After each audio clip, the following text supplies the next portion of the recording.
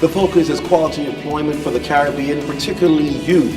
I'm Clint Watson. Prime Minister Christie represents CARICOM at the UN ahead in the Bahamas tonight. Disappointed is the view of Labor Minister over those announcements of job cuts at Scotiabank, but he told ZNS News that more job losses could be on the horizon, this time involving the hotel sector. All those details coming up in the Bahamas tonight. And then a forest fire goes down. We've got the latest on these families affected. The Bahamas Tonight, the National Report starts now. Now in HD.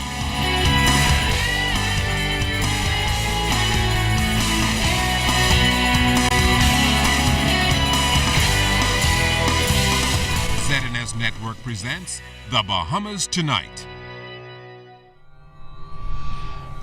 This portion of the news brought to you by BTC Everyday.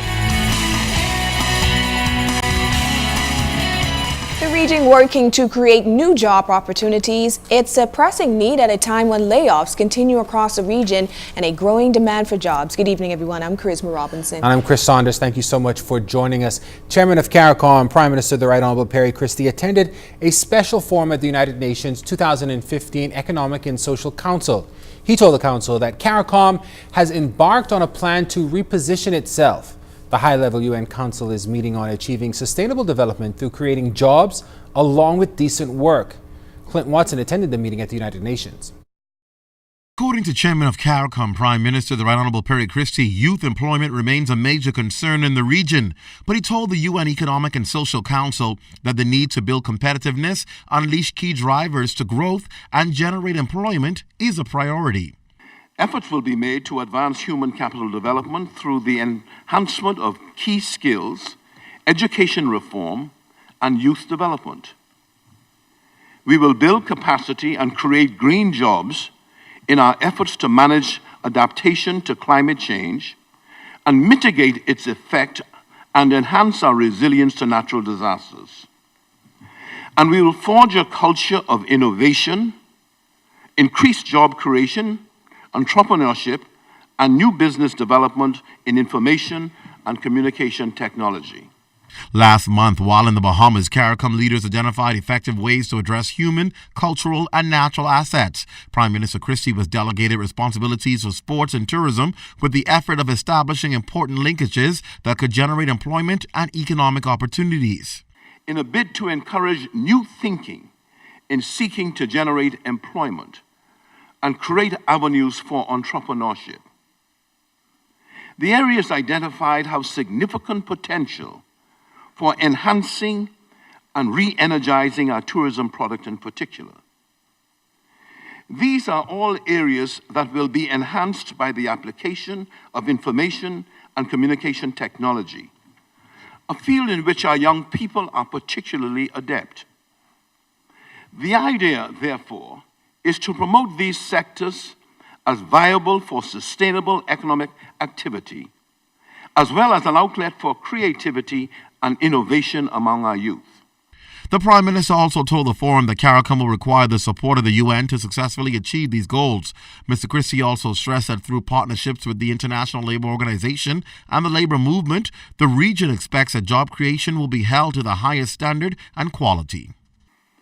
The labour movement in our community enjoys the support of our governments and the International Labour Organization as they seek, through the use of collective bargaining and social dialogue and the decent work agenda, to support the promotion of quality jobs as an integral part of promoting sustainable development in the region. And in achieving sustainable development, Prime Minister Christie says he believes the Council is in a strategic position to assist countries around the world in ensuring that they're able to reach these targets and to ensure there is quality and decent employment.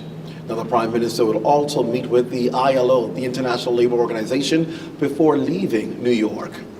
At the United Nations, Clint Watson, ZNS Network News. Thanks so much, Clint. The Prime Minister began his morning by addressing the United Nations Water for Life Summit, a high-level dialogue on the International Decade for Action, progress achieved and lessons learned for sustainable development. A report by the United Nations indicates that significant progress has been made in reducing half the proportion of the world's population without sustainable access to safe drinking water and basic sanitation. Yet there are still billions of people who do not have access to water that is safe. Prime Minister Christie called for new dialogue in addressing the water challenges, even as he outlined how the Bahamas has addressed its own challenges. He noted the Bahamas' heavy dependence on reverse osmosis for fresh water and says the government is committed to supplying sanitized water at a reasonable cost. Producing fresh water in the Bahamas has implications for the use of scarce energy resources, and it drives up the expense of delivering potable water for drinking, sanitary matters, and for agriculture. In considering our renewable energy mix, one possible adjunct to this is the ability, as a side product, to produce fresh water. The Bahamas is committed to the goals for delivery of clean, potable water in the post-2015 era.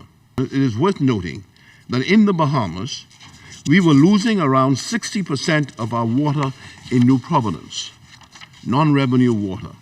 It is our most populated island. But through new technology, we have now reduced losses from about 60% to under 35%. This has resulted, I'm advised, in savings of close to 1 billion gallons of water. Back here at home, the Labour Minister not happy about those pending Scotiabank layoffs.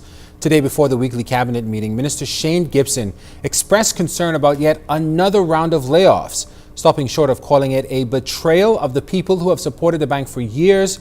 That's what he said. Janae Noel Ferguson also tells us tonight that Gibson is suggesting that a local hotel property is preparing to make a number of employees redundant as well.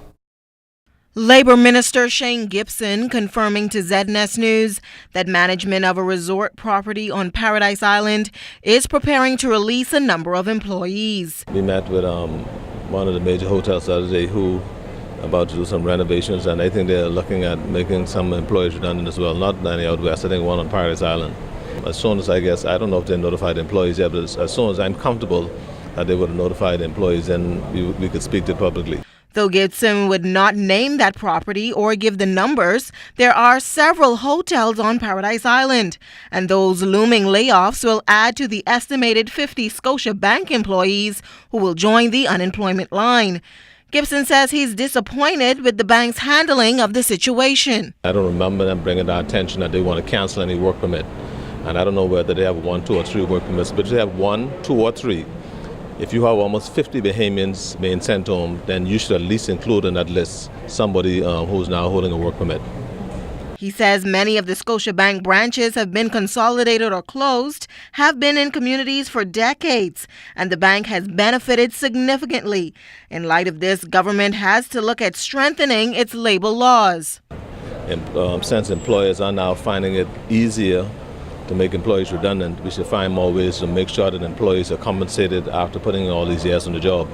And then when you look at some of them and their ages, it is difficult for them to find new jobs because most employers now want to hire younger employees. And while the talk of job cuts are concerning, Labour Minister Shane Gibson says the government feels comfortable with where it's at in terms of turning the economy around and creating more jobs. Very, very conscious of the fact that you have a lot of Bahamians not working now, but we feel comfortable with the way the economy is moving right now. I mean, we're about to have some reports released from international agencies that would verify and validate the fact that we have taken the right actions over the years, and we've now turned the corner, as the Prime Minister said, and in several instances to make sure that we are putting the economy in a position where Bahamians will begin to feel the success of the economy, because right now we're talking about it, we are sensing it, we are seeing it based on where we are, but for the most part, Bahamians must start to feel what we're talking about.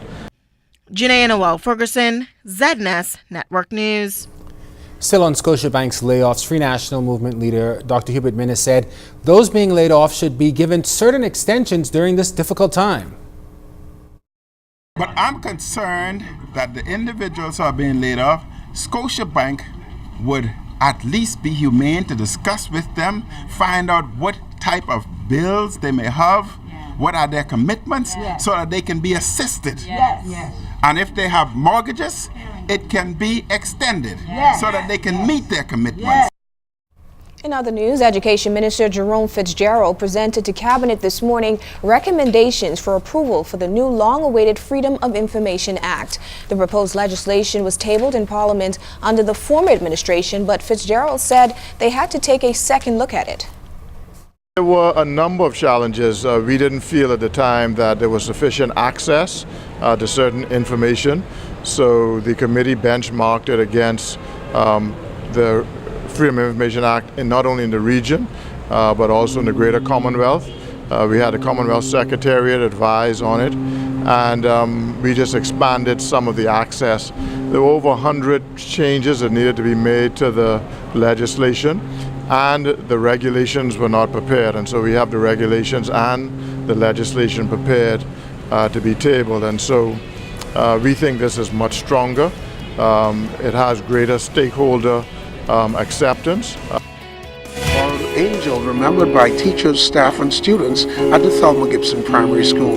The details straight ahead. This portion of the news is brought to you by the new Shell and Letty, designed for extra miles.